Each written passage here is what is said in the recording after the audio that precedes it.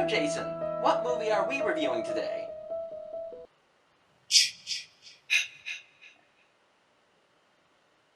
A movie that's based off of a real-life event? Well, that sounds decent. With a character who is likable, you can look up to, but also has flaws? Wow, this sounds like a pretty decent film. And with extremely unrealistic villains who are cartoony, whose motives are not really that clear, and when the viewer watches it, it's just going to make the whole movie seem rather pointless? Sounds like fun.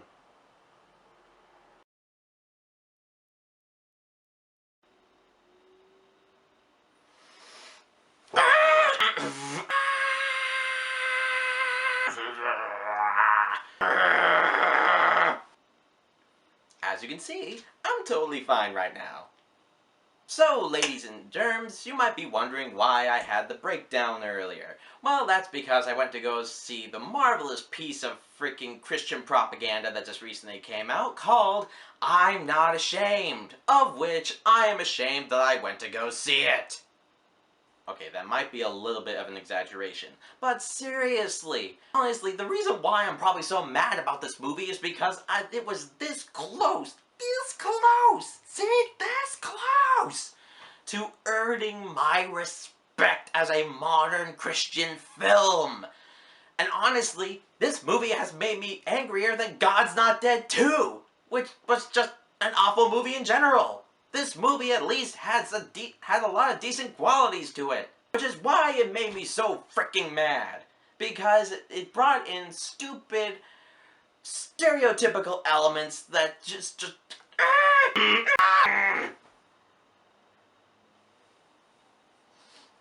I'm calmed down. I'm fine. Okay, I'm good, I'm fine. I'm Not Ashamed is based off of the unfortunate events of the Columbine shootings. More so, it's based off of one of the victims, Rachel, and probably one of the most famous victims of the tragedy.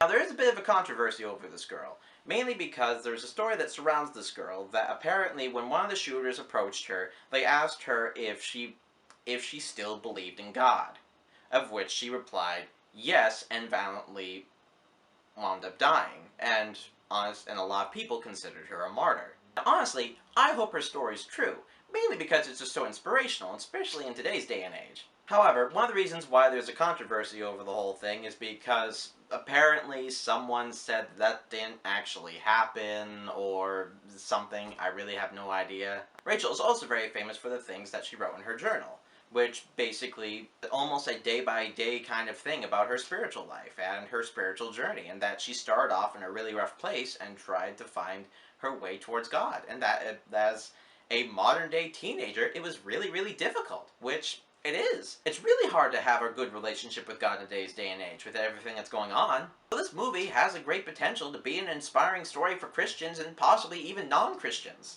And does it do a good job of portraying her story? Honestly, it does. It does a beautiful job. Hell, I cried during this movie because it was just so inspirational and her story was so good. You might be wondering, Ned, if you're saying that's so good, why did you have the mental breakdown earlier? Well, I'll get to that in a second, fellas. But first, when I review this movie, I'm going to be reviewing the actress who played Rachel, the overall story, and my very favorite topic, the villains. Which, unfortunately, in a lot of Christian films, are freaking awful. First off, the actress who played Rachel, Macy McLean. She did a phenomenal job in this movie. Honestly, her portrayal of Rachel was just so good. And I can see a bright future for her in the world of filming and acting. I really hope and pray that she is able to get out there and do a phenomenal job, for her life and for God. She was able to bring a certain nature of pain, strength, and just overall fallen personhood to the character of Rachel. And honestly, that's something that's missing in a lot of Christian films. In most Christian films today, God's Not Dead, God's Not Dead too. Wow, I must have a cold. Excuse me. Christian characters in most modern Christian films are extremely one-dimensional, where they are basically just Christians who are trying to be amazingly great Christians, but then wind up going through some extremely hard test, and all of a sudden they're just like, going through a really hard past. I am, but I'm still a Christian, and I'm still going to be an amazing and wonderful person. And the other thing I don't really like about a lot of modern Christian films is the fact that not only do they seem like these extremely amazing people with no faults, but they always look like victims. In I'm Not Ashamed, Rachel is not only, honestly, in many areas of the film, you can't really look up to her because she's doing some things which most Christians really shouldn't be doing, but on top of that, she is honestly just fallen. I mean, you can look at her and say, I can identify with her because I know what that's like. And when she finally does pick herself up and move forward, it's just so encouraging and beautiful. I love it. It's freaking amazing. Now, there were a few parts of the movie that I thought were a little bit off and that just didn't make, like, overall sense and kind of, like, ruined the feel of the movie, in my opinion. I mean, this, once again, this is my opinion, so whatever. I don't know if these are 100% true. I did do a little bit of research on the movie, and I didn't really find any moment of this online, but there's this one part in the movie when Rachel's thinking of committing suicide because her quote-unquote boyfriend winds up cheating on her with her best friend. And this, what led up to that moment was she basically felt like she was leaving God, she felt lost, she felt alone, and she just didn't really know what to do, and was just extremely emotionally damaged at this point. So she thought of committing suicide. That is kind of okay, but it just felt a little bit weird and off. Yeah, I don't know. And then on top of that, I just didn't really have any emotional connection with that part of the movie. Like, in a way, like, I could understand it completely, but with her character, I didn't really have any emotional connection with it because I knew she wasn't going to commit suicide because, unfortunately, she dies later in the movie. The other big problem with this whole sequence was she eventually decides to not commit suicide, and she runs to her best friend, Nathan, who she looks to as, like, her big brother. And they take the whole thing a little bit too nonchalantly, like, I was thinking of committing suicide. Oh, really? Well, that's kind of sad. Well, everyone in the youth group has really been missing you. How about you go see them? That's literally how it kind of played out. It was really weird. The acting was a little bit hokey, and it, like, I have dealt with people who have thought about committing suicide, and I have never experienced a situation where someone just came up to me and said, I was thinking of committing suicide. Oh, really? Well, we really missed you. And I don't know. It kind of threw me off. Maybe there are some people who have dealt with situations like that where, maybe had a little bit of a breather and a realization that they shouldn't commit suicide and eventually went to their best friend and just kind of like, in a way, nonchalantly said, hey, I kind of thought about committing suicide the other day, and maybe it's a thing. I don't really know. I'm sure it is, but in the sense of the movie, it just didn't really feel natural or even that like good of a moment or anything like that.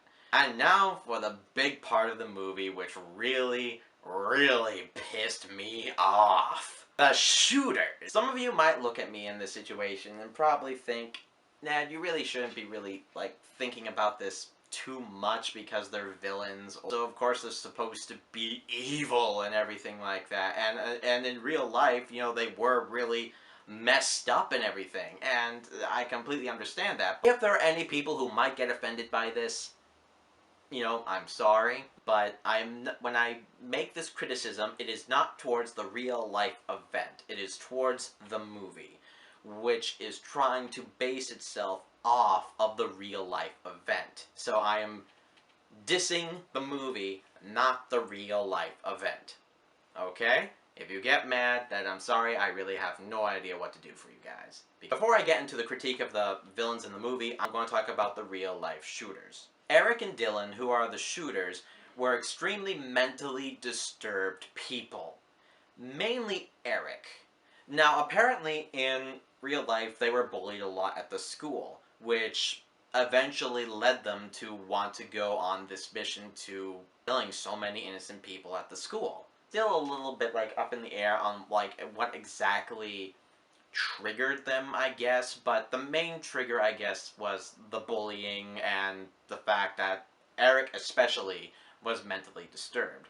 Dylan apparently was suffering with extreme depression, and although he was himself disturbed, he did not have a natural hatred for people. He had a natural hatred for himself, which eventually, in becoming friends with Eric, drove him to have this hatred for all of life in general. This is all stuff that I have read from stuff on the internet and everything. So, I mean, once again, don't necessarily know what's 100% true, but from stuff that I've read, and this is like all collective, which so far all of the evidence that I've found points to that. Now, after the shootings, there were two things that were heavily blamed: heavy metal and video games, which are two things that I absolutely love. I love video games, and hey, if you guys know me from New Catholic Generation, I love heavy metal.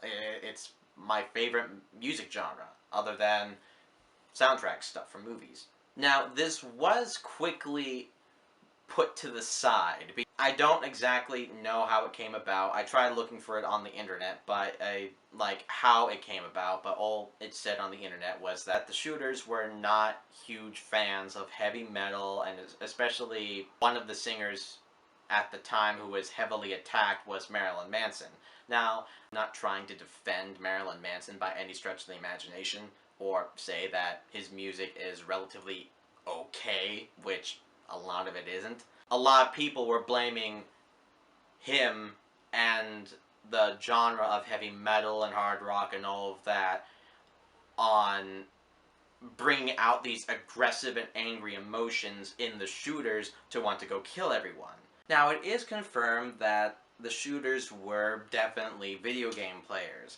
However, what the media was basically trying to do at the time was solely blame heavy metal and video games and the fact that they love to dress in black and a whole bunch of other stuff on their nature, and that's what made them go bad. They didn't really focus on the fact that they were mentally disturbed, that they were bullied, and just a bunch of other facts which drove them and had like these little things possibly inspire them to want to go and kill everybody. And on top of that, they also didn't blame the fact that they possibly had bad parenting and a bunch of other stuff. They just went ahead and blamed video games and everything that's basically dark and quote-unquote evil. My point is that the movie does the exact same thing that the media did.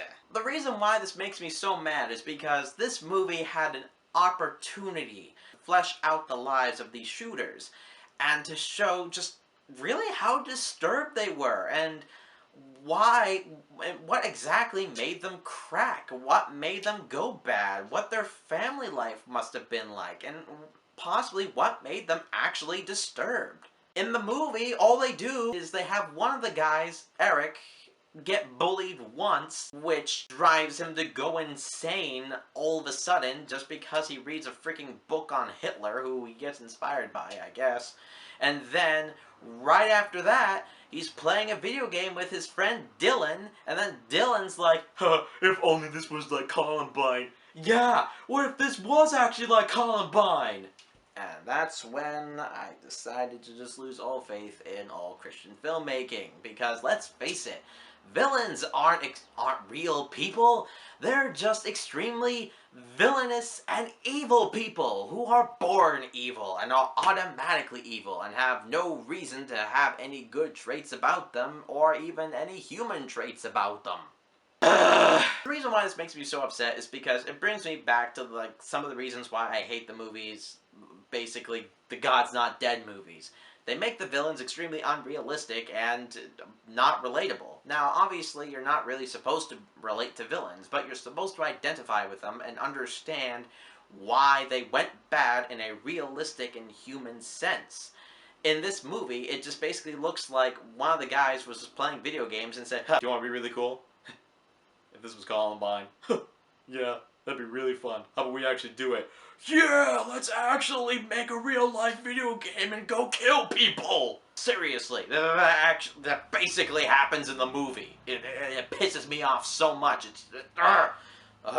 And then in the background, of course, they're listening to heavy metal because, you know, we have to go ahead and stereotype these guys even more. The reason why this makes me so mad is because it's extremely unrealistic. People do not go crazy by playing violent video games. They do not go crazy by listening to heavy metal or that kind of or by wearing black or dressing as a goth or wearing trench coats or any of that kind of stuff. That's not what makes them bad. What makes them bad is the family life, how they're raised, and possible mental things that they are possibly born with, which actually makes them crack a little bit.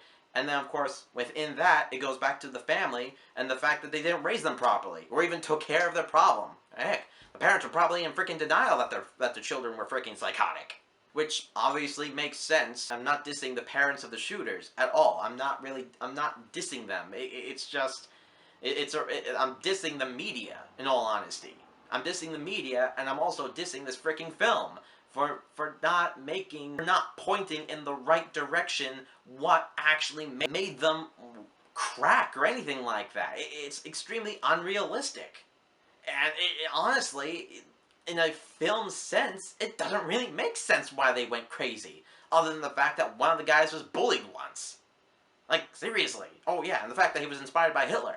And the other thing that also kind of like threw off like the stuff in this movie is the fact that they kept going back to them. Every time when it showed the villains on screen, it just threw off the whole sway of the movie. I mean, now you could argue that, you know, you're looking at the life of Rachel, and it's like, it's peaceful, it's loving, and yeah, she falls at times. It's just that the editing and stuff is so weird, because one minute you're looking at Rachel and her life, which maybe it's not peaceful, but it just looks a little bit melancholy, or just normal, I guess. Then the next moment you're seeing the shooters shoot bowling pins in their black trench coats, and I'm just like, okay, weird, but sure, I guess this is supposed to be the quote-unquote character development for the villains, to show how crazy they are. And honestly, it showed them crazy, but it was in a really weird, unrealistic sense. Granted, I don't really know how, like, crazy people necessarily talk to each other, but I'm watching this movie and it just doesn't seem real. It just seems, like, something that is supposed to be based in real life. It just doesn't make sense to show the lives of the shooters unless you're actually showing them in their real life environment and everything, and not like wasn't the span to them doing target practice or doing a video recording or something like that, or saying, yeah, this is gonna be a real life video game, or this is something that I've been kind of fighting for a very long time, and trying to show that dark things do, like, in media, like horror movies or violent video games or heavy metal or any of that kind of stuff, do not lead people to don't all of a sudden like turn their brains around to want to go and kill people. It's how people are raised. If anything, especially heavy metal actually helped me get closer to God, which a lot of people are probably going to think, okay, that's a little bit weird, but and honestly, a lot of Christian music didn't help me get closer to God. I mean, I guess it just depends on people, really. But for my instance, it's not the normal Christian-y kind of things which brought me closer to God, other than, you know, having a good, you know, prayerful family life, and, you know, going to church and all of that, and being involved with youth group, and of course reading the Bible and the catechism, because I'm Catholic. Yeah, those things did bring me closer to Christ, but there were things that were outside of Christianity which also brought me closer to Christianity, because I was able to find Christian things within them. And the thing that I found wrong with this movie is that it just brought back those extremely wrong, stereotypical things to these characters, that it was basically video games, hard rock, and heavy metal, and just a bunch of unrealistic, stereotypical things that they put towards these real-life people.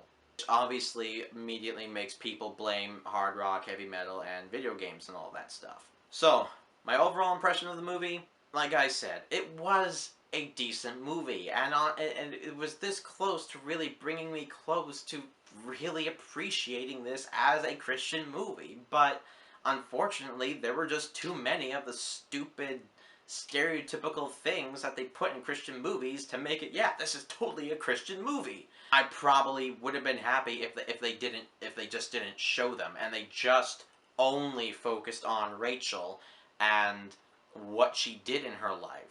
And I know this was part of the movie, and I know that the mother of Rachel probably thought it was okay for them to go ahead and do it, but in my own mind, I thought it was a little bit distasteful to show Rachel and her friend get shot. I didn't like it. I thought it was very distasteful. Like I said, if Rachel's mother was totally fine with it, then I'm sure whatever. It's her own business, and it's totally fine that she did that. But in my own opinion, I didn't like it, and I thought they should have left that out and just implied that it happened.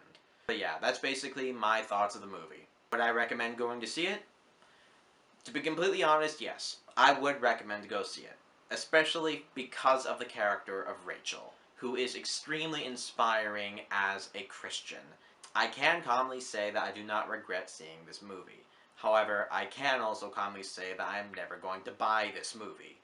To Christian filmmakers out there, please just please do your research and try to make an actual good villain and not try to make them over the top or extremely like hate-filled towards Christians, and give them some sense of identity and for people to be able to identify with them and understand why they go against Christianity or hate Christians or just are the way they are. Please, just do a good job with it. I am Ned, your disgruntled host of Parables of the Film Industry. Have a great day.